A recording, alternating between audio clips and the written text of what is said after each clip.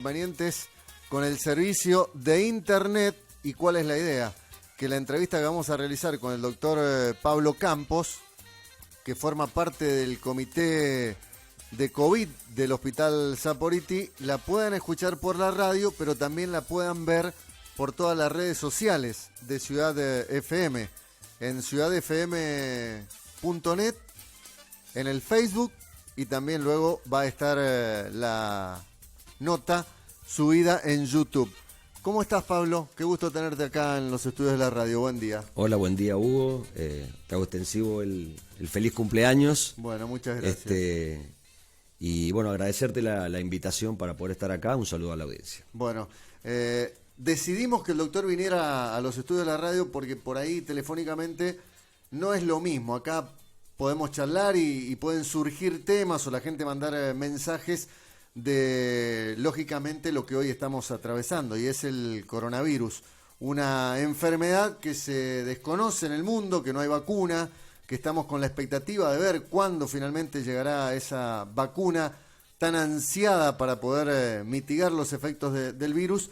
Pero para iniciar la charla, Pablo, ¿qué cosas nuevas se han conocido de este virus?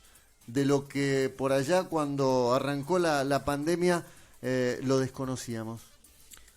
Bueno, lo primero es que nos aseguramos que realmente el grado de contagiosidad que tiene el virus es terriblemente alto. Y bueno, lo está demostrando la situación que está pasando la provincia, que está pasando el país, que lo está pasando el resto de los países de Latinoamérica, a pesar de tener lo que se denomina una ola eterna.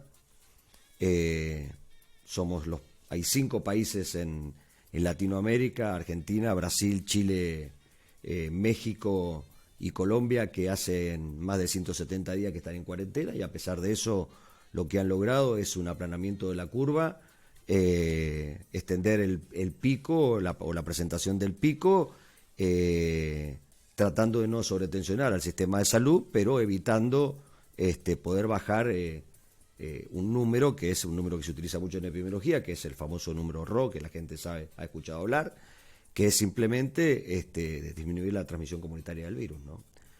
Hemos aprendido que hoy en día el único tratamiento que existe para esto tiene que ver con evitar la propagación del virus a través de medidas como son el distanciamiento social. Y en esto sí quiero hacer hincapié en que, bueno, actualmente consideramos que con 1 metro alcanza.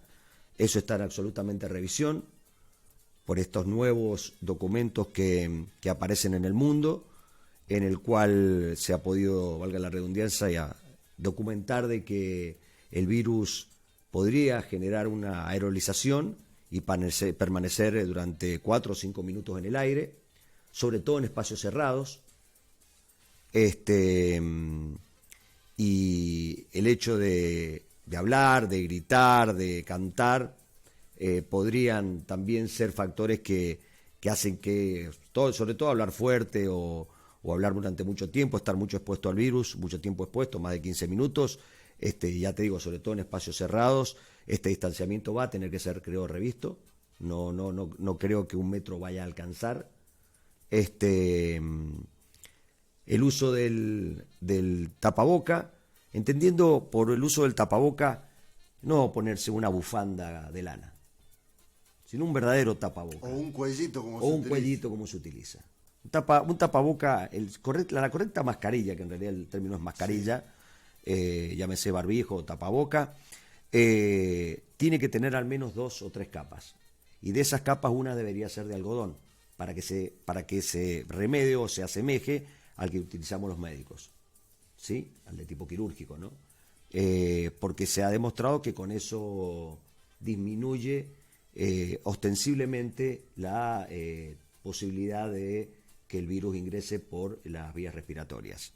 Y en esto hay un caso muy concreto. Hay un famoso café en Hong Kong, en el mundo entero, es el famoso Starbucks, que es un café en el mundo en donde una persona contagió a 52 personas, se mantuvo durante 2 horas en el café y contagió a 52 personas. Las únicas personas que no se contagiaron fueron la gente que trabajaba de mozo o que trabajaba sirviendo el café, y es porque ellos estaban con justamente tapabocas que tenían una capa de tela de algodón, ¿no? Entonces, si vos usas un cuellito o una bufanda de lana y después llegas a tu casa y revoleás la bufanda de lana, y bueno, dispersás el virus, ¿no? Entonces, son medidas que realmente la gente las tiene que conocer, porque en este momento es lo único que tenemos, junto con el lavado de manos, ¿no? Nombraste los números RO, ¿de qué se trata? ¿Qué son? El número RO es un número que... Hay dos números que son importantes en epidemiología, o que los epidemiólogos le dan mucha importancia, porque es lo que a vos te permite tomar decisiones. El número RO es la velocidad, es un número que teórico, que lo que te marca es la velocidad de propagación del virus. Es lo que a vos te permite conocer de qué manera, con qué velocidad se está propagando el virus en la comunidad, la transmisión comunitaria, y ese es un número teórico que lo normal es que esté por debajo de 1. 1 es brote y por encima de 1 es transmisión comunitaria del virus. Y eso a vos te permite tomar decisiones con respecto a qué fase vas a decidir vos que la población pase, digamos, avance o retroceda. ¿Sí? ¿Por qué? Porque esa velocidad de propagación, si está por encima de 1, vos vas a tener que ir a una fase de mitigación, en donde vos lo que tenés que hacer es lograr dos cosas: disminuir la transmisión comunitaria del virus y no sobretensionar al sistema de salud. ¿Sí? ¿Está claro? Es decir, que el sistema de salud no colapse. No colapse. Y eso se logra con tres cosas. Una es la única que tenemos, que es lo que estamos hablando: higiene de manos, aislamiento o distanciamiento social y el uso del tapaboca, al cual yo agregaría un cuarto factor, que sería la protección de los famosos grupos de riesgo. ¿Sí? O bien puedes hacer una disminución del número de individuos susceptibles. Eso se logra con la vacuna, no la tenemos. O bien la utilización de medidas terapéuticas que disminuyen la infectividad del virus. Es decir, lo que normalmente se conoce como antirretrovirales, que son los que se estuvieron utilizando en un primer momento en forma práctica y que todos cayeron: ivermectina, hidroxicloroquina, lopinavir, ritonavir, etcétera, etcétera, y del cual hoy hay solamente uno, y que en realidad los estudios no han documentado que realmente sea la panacea, que es el remdesivir, que en la Argentina no está. Pablo, ¿y cuál es el test más efectivo para determinar si hay o no coronavirus? ¿El PCR, el serológico es el otro? Sí. Que es bueno, es una excelente pregunta. A ver, el gol estándar del diagnóstico es la PCR, dentro de un determinado contexto clínico epidemiológico. PCR es el hisopado. Es el hisopado. ¿Qué es lo que te dice el hisopado? El hisopado te dice, es una foto instantánea, ¿sí?, de ese momento. Y lo que te dice es que quedaron restos del virus, ¿sí? En realidad lo que se denomina el ARN del virus, es como un marcador que tiene, como una huella digital del virus. Entonces, que quedó restos de ARN en la parte orofaringia. Simplemente te dice eso, nada más. ¿Sí? No te dice si en ese momento el virus está generando la enfermedad ni nada. Simplemente te dice que vos tuviste contacto con el virus, que el virus estuvo con vos, y es una instantánea. Yo puedo hacerte ahora un hisopado y dentro de media hora vos te vas al banco, te infectás y empezás a cursar la enfermedad. Claro. ¿Correcto? Y puede ser que te dé el hisopado negativo y el serológico positivo. Lo que pasa es que son cosas completamente distintas. Los serológicos hoy en día, que es el estudio de los anticuerpos, sí, no se utiliza como medidas diagnósticas, salvo en los niños que sufren lo que se denomina el síndrome inflamatorio multisistémico o síndrome tipo Kawasaki, o símil Kawasaki, que es un síndrome grave que afecta a los niños, porque aparentemente la gente no tiene conciencia que los niños se enferman. De los niños que son confirmados, 1 de cada 3 niños confirmados tiene síntomas. y justamente en un número quizás no muy alto, pero sí puede aparecer este síndrome, que es un síndrome grave, de la cual la mayoría se recupera, pero que deja secuelas graves. En este caso sí se utilizan los estudios de anticuerpos. Y los estudios de anticuerpos lo que te dicen simplemente es, a vos te sirve para armar una cronología del tiempo junto con los datos epidemiológicos y los datos clínicos, una cronología del tiempo de la enfermedad. Es decir, vos lo que medís con los anticuerpos, hay 2 anticuerpos que se miden.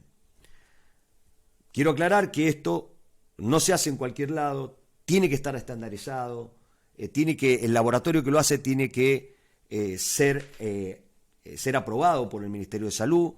Hay 3 formas de medir serológicamente los anticuerpos, de las cuales solamente 2 tienen una alta sensibilidad, que es la quimioluminescencia y el test por ELISA, de manera tal de que son nombres que por ahí a la población no le importa, pero que sí es importante que se sepa que esto, ya les repito, simplemente habla de una cronología, te da una cronología del tiempo de la enfermedad. Se miden 2 anticuerpos. El primero en aparecer son las IgM, ¿sí? O inmunoglobulinas M.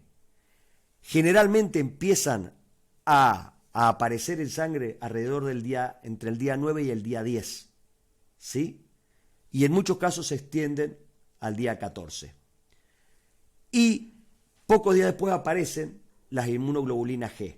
La inmunoglobulina G es lo que a vos te indica que ese paciente ha estado en contacto con el virus desde hace tiempo y que ya probablemente esté cursando las etapas finales de la enfermedad. Y es lo que, en definitiva, podría llegar a marcarnos cuánto tiempo esa inmunidad puede quedar en el paciente. Hoy en día, lamentablemente, no sabemos cuánto tiempo puede quedar. La inmunidad se habla de 2 a 3 meses, los estudios más serios hablan de 56 días, pero además de eso, tenéis que tener en claro que no por el hecho de tener anticuerpos significa que la persona esa está inmunizada y que no va a haber una reinfección. ¿Sí? Es decir, que no va a volver a tener otra vez el virus. ¿Por qué? Porque no sabemos cuánto dura y porque no sabemos si esos anticuerpos que tiene, por más que los tenga, son neutralizantes o no son neutralizantes. ¿Y por qué se dice que hay que estar 14 días aislados a partir de que te detectan el virus? ¿Por qué es lo que dura la enfermedad? Eso depende en realidad de la gravedad de la enfermedad. Si la enfermedad ha sido una enfermedad leve, vos lo que sabés es que el paciente puede ser dado de alta desde el punto de vista clínico alrededor del día 10, en tanto y en cuanto no presente, lleve 10 días y en los últimos 3 días no haya presentado síntomas, o bien, si tenía síntomas respiratorios, haya un estado de estabilización de esto. Y a eso agrega 4 días más de aislamiento, porque es el tiempo en lo que dura, en general, la enfermedad leve. En el caso de los pacientes graves, este tiempo se extiende a los 21 días. Nadie dice si este virus te deja secuelas. ¿Y qué tipo de secuelas? Sí, obviamente que eso es otra de las cosas por las cuales es tan importante. A ver, el virus no solamente te puede mandar a terapia intensiva, te puede provocar un fenómeno a nivel de tu aparato respiratorio, sino que aparte genera un fenómeno de hiperinflamación que te lleva a la muerte, ¿no? Sino que además de eso, hemos visto que aquellos pacientes, inclusive aquellos pacientes que cursaron con la enfermedad leve y probablemente hasta los asintomáticos, aunque es un término que a mí mucho no me gusta utilizar, porque asintomático es un término que debería utilizarse para aquel que no pasó ningún síntoma durante toda la enfermedad. Yo prefiero utilizar términos como pausisintomáticos o oligosintomáticos. Se sabe que deja secuelas, primero a nivel del aparato respiratorio, porque el virus funciona desde el punto de vista de su fisiopatología, desde el punto de vista de lo que hace en el cuerpo, funciona provocando 4 cosas. La primera es produce una reacción inflamatoria a nivel del alveolo. El alveolo es la unidad funcional del pulmón, es el lugar donde se produce el intercambio de gases donde vos intercambiás en la sangre el dióxido de carbono que viene ocupado de los tejidos y lo sacás a través de la exhalación hacia el aire e ingresás el oxígeno, que es lo que le provee o que sirve para producir la energía y que pueda vivir la célula. Eso sufre un fenómeno inflamatorio, ¿sí? Porque es como una especie de membrana para que la gente lo entienda, y entonces la transmisión del oxígeno o el paso del oxígeno a través de la membrana se viene abajo y aparece lo que se llama la hipoxemia, es decir, la caída de los niveles de oxígeno. Por eso es tan importante que ustedes ven que nosotros constantemente estamos con los saturómetros midiendo cuánta cantidad o qué porcentaje de oxígeno tiene el paciente en sangre. ¿Sí? Pero aparte de eso, la enfermedad provoca una reacción inflamatoria a partir generalmente del día 7, el día 8 o el día 9, que tiene varias aristas de por qué se producen y genera un fenómeno inflamatorio generalizado que afecta el hígado, que afecta los riñones, que afecta el corazón, que produce cuadros sépticos, que produce shock, que produce hipotensión y que es en definitiva lo que mata y es a lo que más le tenemos miedo, ¿no? Es decir, una persona que tiene coronavirus, por más que se recupere, no volverá a ser la misma. Van a quedar algunas secuelas en el organismo. Mucha gente va a quedar con secuelas porque esas secuelas van a estar a nivel, no solamente a nivel pulmonar. Los pacientes van a quedar con una fibrosis porque el proceso inflamatorio, como todo proceso inflamatorio, deja una cicatriz.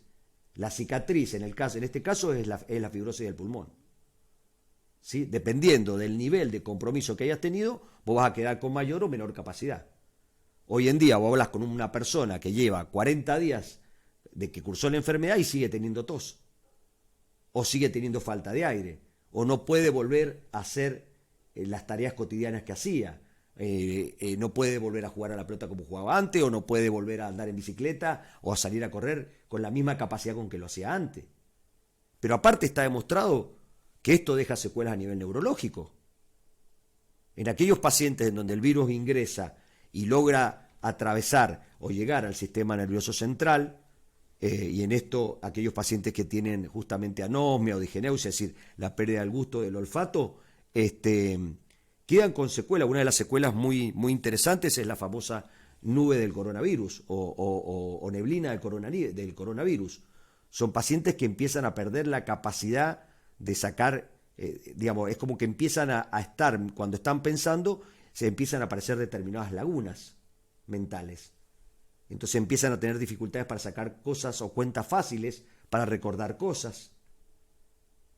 Hay gente que puede generarse en ellos fenómenos trombóticos y por lo tanto con el paso del tiempo aparecer un accidente cerebrovascular.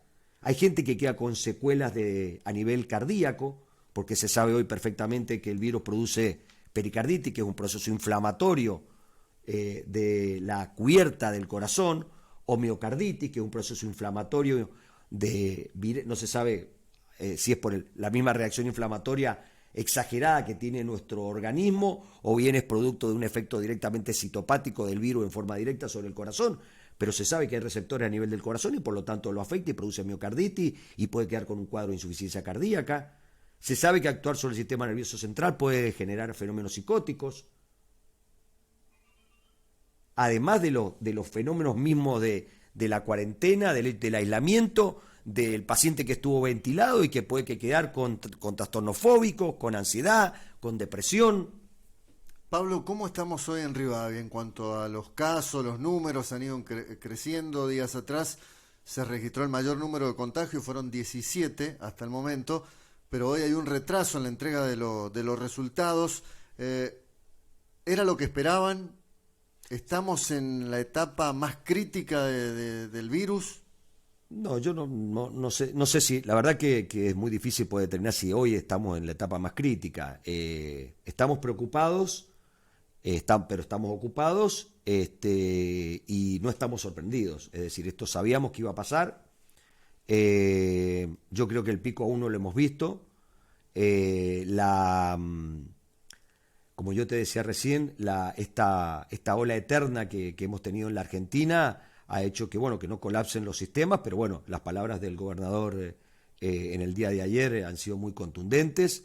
El sistema de salud está en una fase crítica y creo que el número de infectados va a ir en aumento, obviamente. En general, en las poblaciones en el mundo se infectan desde el 5 al 20% de la población, ¿no?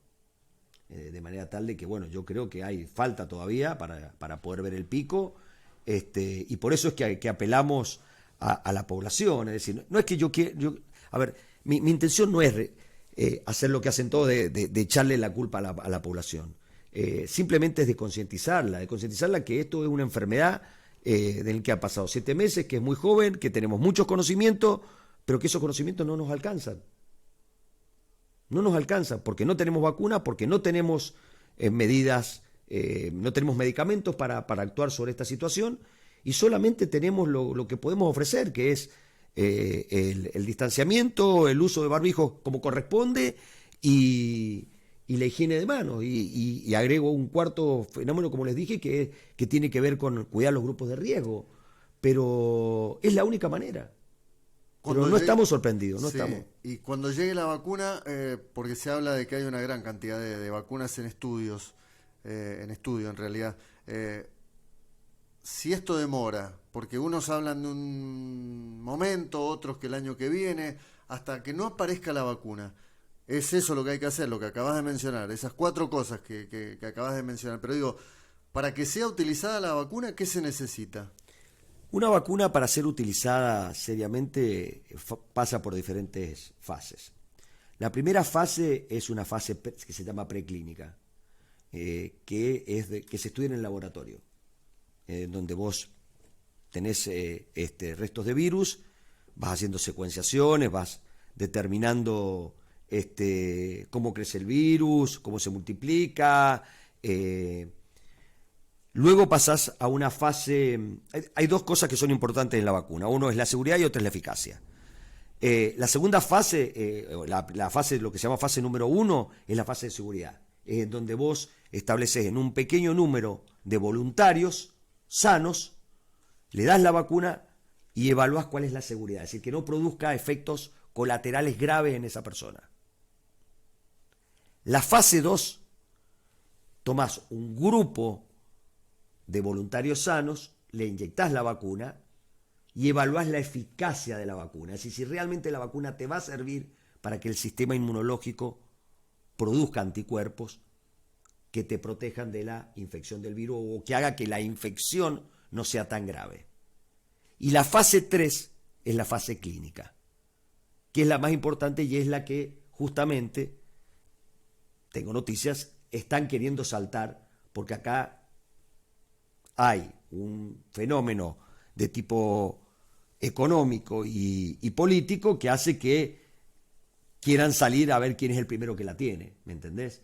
Y en realidad esa fase para los médicos, para los investigadores, es la fase más importante, porque esa es la fase en donde vos tomás más de 30.000 personas, generalmente, mucho más, y dividís en 2 grandes grupos. A uno le das la vacuna y a otro le das lo que se llama el placebo. Es decir, le inyectas una sustancia que no tiene absolutamente nada. ¿Sí? Eso se hace a ciego. Es decir, vos ni el investigador ni la persona sabe qué es lo que está recibiendo. ¿Sí? Y eso después se evalúa eficacia y seguridad en esa enorme cantidad de gentes. Una vez que tenés esos resultados, vos los documentás. Primero viene una documentación de pares, que se llama, es decir, un grupo de investigadores, de colegas tuyos, que evalúan esos resultados que vos tuviste y le dan el ok. Y encima después tiene que tener una aprobación por cada uno de los sistemas regulatorios que tiene cada país.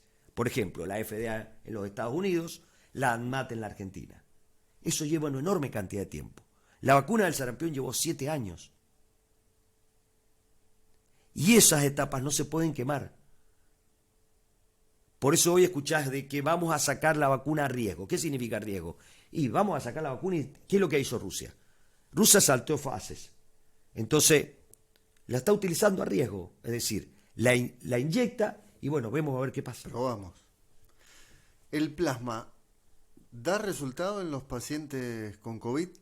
El plasma da resultados, sí. Obviamente que bueno, eso está en revisión constante, ¿no? Esto es muy de ahora. La Argentina tiene una capacidad y tiene antecedentes porque la Argentina lo utilizó durante la etapa de la fiebre amarilla, por eso Argentina realmente es pionera en el uso de plasma de convaleciente, pero lamentablemente el uso de plasma de convaleciente hoy en día sufrimos con el hecho de que no hay donantes, que la gente verdaderamente, la verdad que no sé por qué no tiene la empatía suficiente para, si supo que tuvo la enfermedad, acercarse.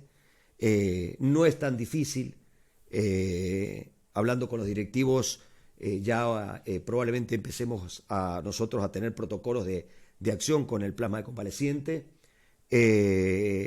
Vamos a lograr juntar gente, aquellos todos, y los estoy invitando a todos aquellos que hayan tenido o que hayan padecido la enfermedad, que se acerquen al hospital, porque vamos a poder tenerlos anotados y lograr hacer estudios o por lo menos tomar muestras en el hospital para de ahí ser derivados. Hoy en este momento hay 3 centros solamente que son aquellos que son capaces de estudiar si una persona está con capacidad de donar, tiene que haber pasado más de 15 días de haber tenido la enfermedad y se estudia, obviamente que no tenga ninguna enfermedad que pueda transmitir una vez que se produce la donación del plasma, pero fundamentalmente se estudia cuál es el título de anticuerpos.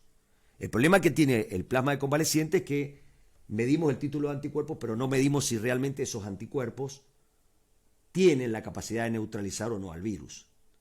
La otra cosa importante también es saber en qué momento los tenemos que utilizar. Mientras más precozmente, sobre todo en aquellos casos moderados que empiezan con la neumonía, que todavía en la jerga, como se dice en la jerga, no se ha prendido fuego, tienen mucho mejor respuesta que cuando el paciente ya se prendió fuego, ¿no? Pero lamentablemente hoy tengo que decirles que en realidad, si bien funciona, no es la panacea, porque ya te digo, por lo que te expliqué, por el hecho de que tiene que haber un determinado título de anticuerpo y tiene que haber realmente anticuerpos que verdaderamente sean neutralizantes, y además de ello no hay reserva. No hay reserva porque la gente no dona. Vos sabés que la gente, lo saben ustedes, los médicos y la gente del hospital,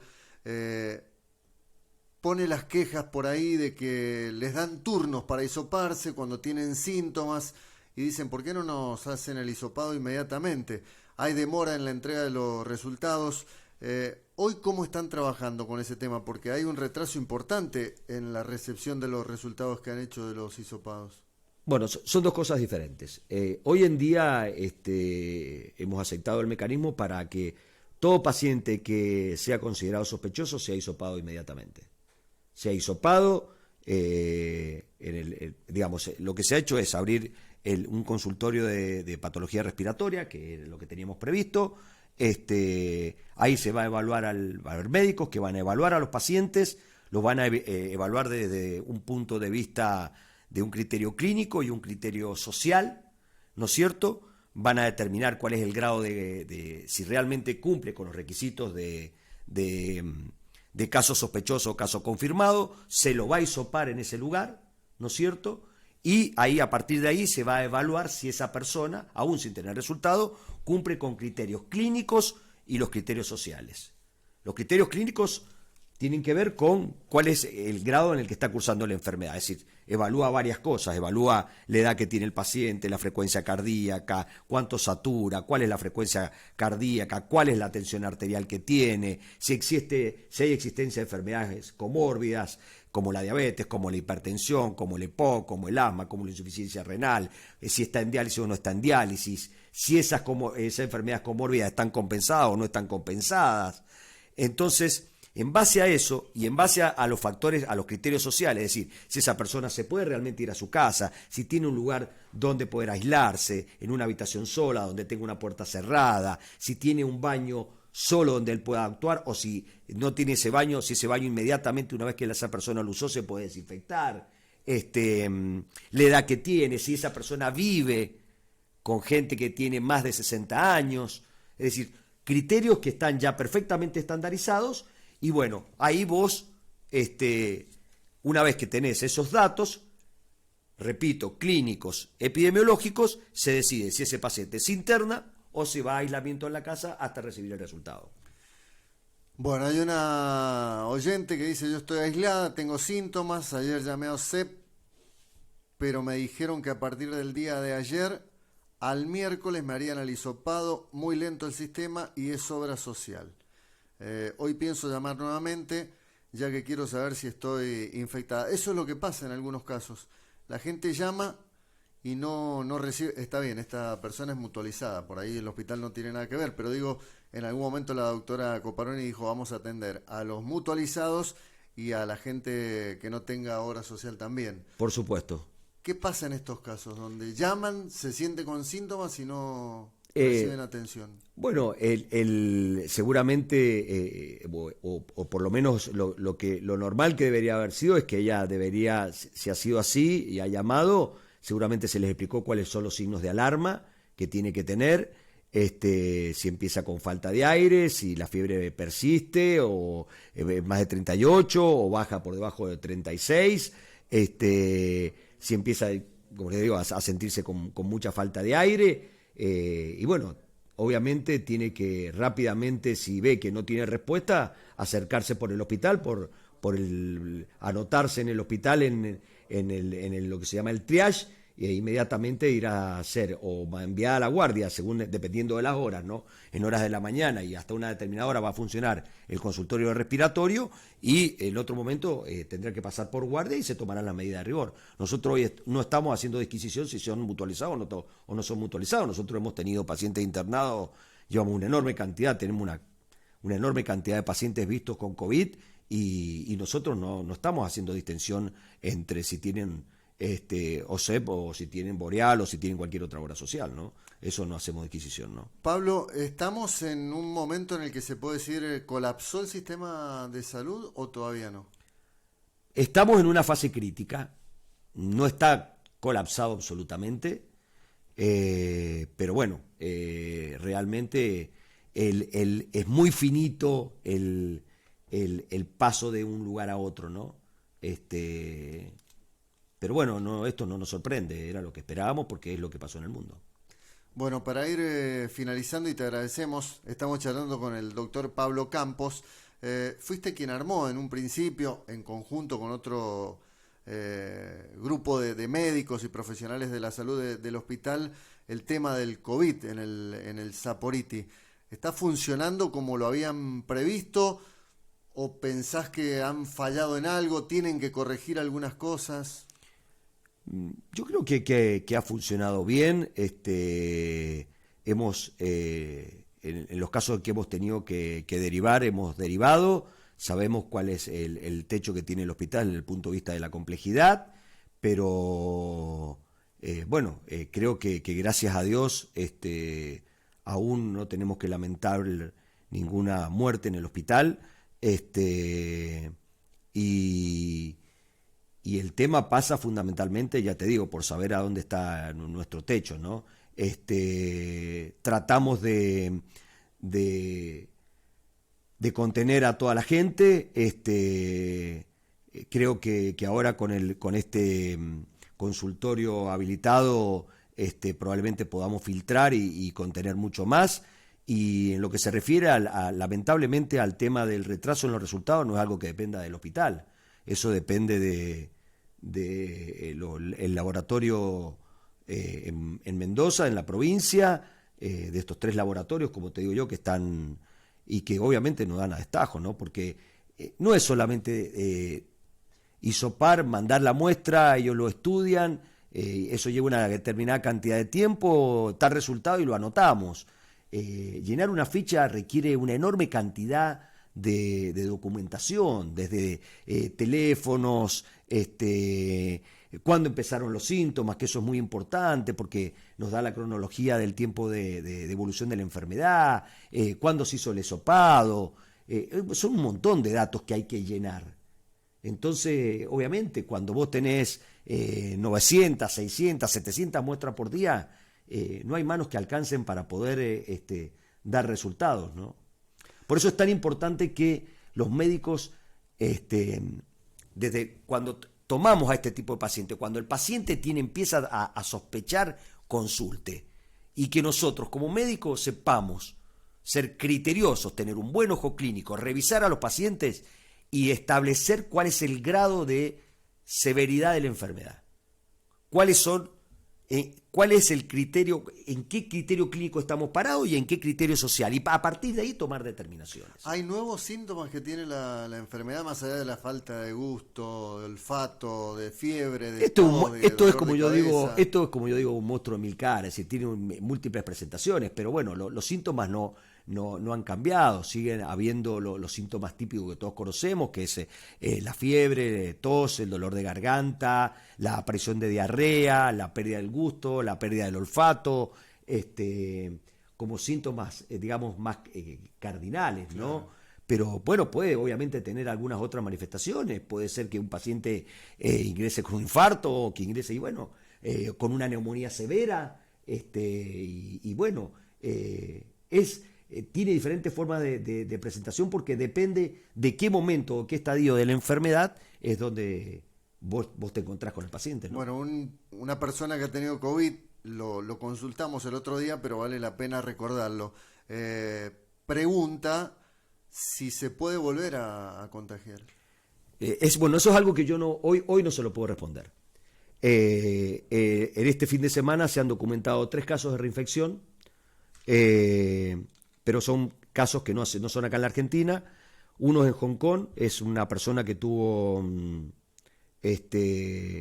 coronavirus en el mes de abril, cursó la enfermedad estuvo internado una semana, fue dado de alta, esa persona viajó a España de vacaciones y cuando vuelve, mirá la coincidencia, en el aeropuerto de Hong Kong se lo hisopa, porque venía de España, se lo hisopa y se detecta que había coronavirus. Entonces, esto depende fundamentalmente, el hecho de que haya reinfección va a ser, responder este hecho nos va a dar luz sobre varias cosas, nos va a dar luz sobre cuánto tiempo va a durar la inmunidad en una persona una vez que tuvo COVID, si esa inmunidad realmente va a valer la pena o no, cuánto tiempo, si va a ser hasta ahora, como se estima, 56 días, 2 o 3 meses. Sabemos que los pacientes que son asintomáticos o que tienen pocos síntomas, que cursan la enfermedad leve, la inmunidad es menor o digamos no tan robusta como aquel que sufrió una enfermedad grave, y te va a permitir a vos saber de qué manera o cuántas veces vas a tener que vacunar una vez que esté la vacuna. Y eso es lo que puedo en este momento decirle, nada más. No, lamentablemente sí sabemos que hay casos de reinfecciones, pero bueno, son 3 casos documentados, necesitan más estudios y aparentemente también podríamos explicar con el fenómeno, si realmente se produce el fenómeno de reinfección, podríamos saber si esa nueva reinfección es tan grave como la primera o no. Hoy en día se manejan 4 hipótesis de que en realidad la inmunidad dure 2 o 3 meses, desaparezca y la infección o el nuevo reencuentro con el virus produzca una enfermedad igual de grave o más grave que la que había, pero son todas hipótesis, o que el paciente directamente no se tenga esta inmunidad y no se vuelva nunca más a infectar, o que la persona realmente curse con mucho menos síntomas o con una enfermedad mucho más leve que la primera vez, ¿no? Gracias, Pablo. Bueno, hay un mensaje, dice: excelente charla, la verdad la mejor que hemos escuchado hasta el momento, es más extenso el mensaje. Hay que tener en cuenta la concientización fundamentalmente en los ciudadanos. También otro mensaje por acá, dice, le podrían preguntar al doctor, dice que hubo gente de salud, de personal de salud, que fueron hisopados y se tuvieron que ir en micro al Perrupato porque no tenían en qué trasladarse, poniendo en riesgo a la gente que viajaba en el colectivo. Es otro de los mensajes, no sé si ha sido así. No, yo la verdad que no tengo conocimiento de eso. Bueno, lo leemos para que la gente sí, por supuesto, claro, vea sí. que no es que leemos lo que queremos nada más. Cuidarse, fundamental. Distanciamiento, tapaboca, higiene de manos, es lo que hoy nos protege. El mensaje es el siguiente. La gente va a tener que aprender a convivir en forma sostenida con el virus. Le guste o no. Y por una buena cantidad de tiempo. Y hoy en día la higiene de manos, el distanciamiento social. Repito, considerando probablemente distancias prudencialmente más importantes, por lo menos más de 2 o 3 metros, sobre todo si están en lugares cerrados.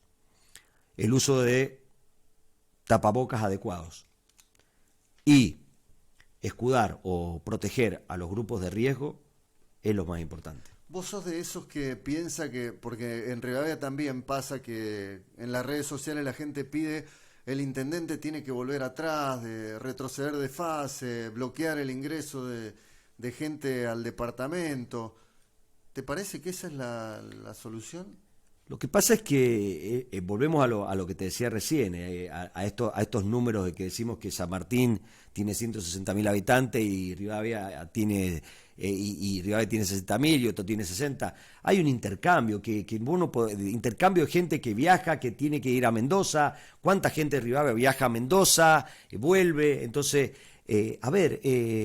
existen autoridades, un grupo de expertos en epidemiología, un grupo de expertos en infectología que saben de la enfermedad, que van monitoreando la enfermedad con estos números claros como el tiempo de duplicación de la enfermedad y el RO, y que van tomando decisiones para saber cuándo estamos en fase de contención, cuándo estamos en fase de mitigación, y en base a eso, qué cosas hay que hacer en una etapa y qué hay que hacer en otra etapa.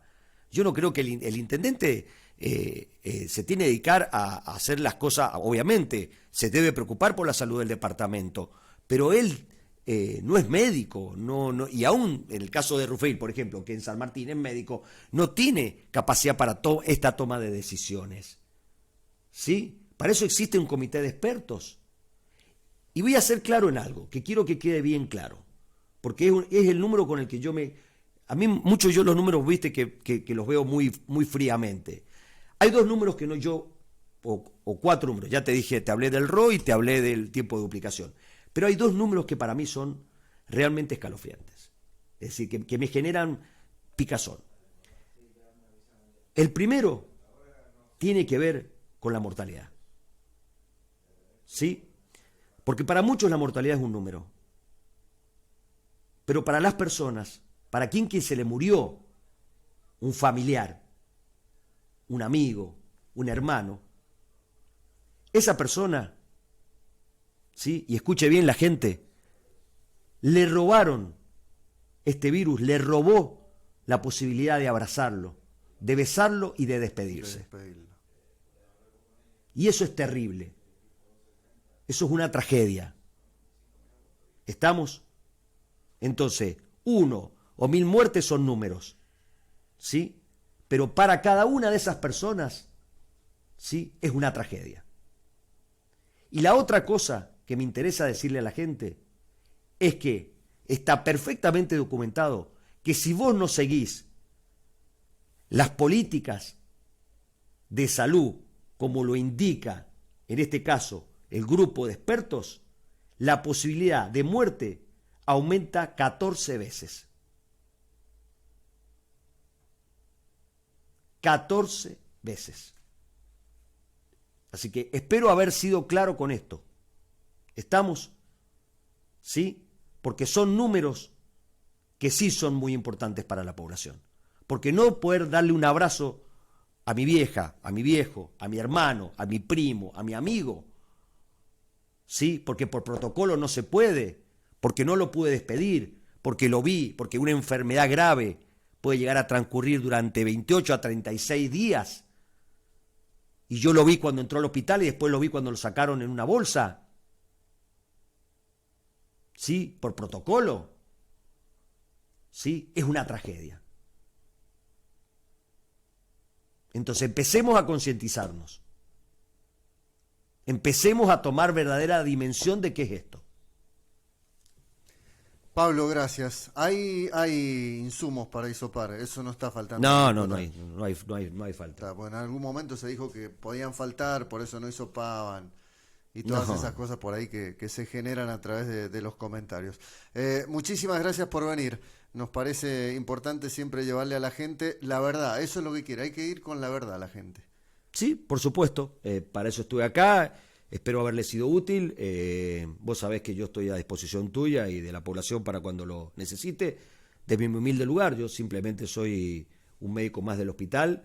Y bueno, lo que pueda ayudarlos, por supuesto, para eso estoy. Y repito, conciencia. Sigamos porque esto realmente hay que aprender a convivir. Vamos a tener que aprender a vivir en forma sostenida con el virus porque esto no se va a acabar tan rápido. El doctor Pablo Campos, en Antes de ver el Sol. 10 de la mañana, 7 minutos.